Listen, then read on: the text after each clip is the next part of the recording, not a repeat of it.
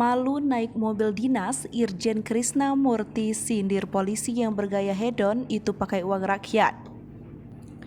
Irjen Krisna Murti mengaku agak malu saat menggunakan mobil dinas kepolisian.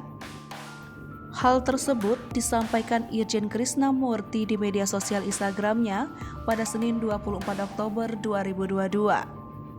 Mulanya, Irjen Krisna Murti menjelaskan selama bertugas di Amerika Serikat, ia terbiasa menggunakan sarana transportasi umum. Setelah kembali bertugas di Indonesia, Irjen Krisna Murti mengaku malu harus menggunakan mobil dinasnya.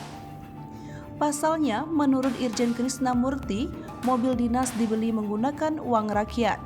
Pantauan Tribun Jakarta, Irjen Krisna Murti juga mengunggah video saat Kapolri Jenderal Listio Sigit Prabowo meminta kepada seluruh polisi agar tidak bergaya hidup mewah. Irjen Krisna Murti lalu menyindir polisi-polisi yang suka bergaya hedon. Dikutip dari Kamus Besar Bahasa Indonesia, hedonisme pandangan yang menganggap kesenangan dan kenikmatan materi sebagai tujuan utama dalam hidup.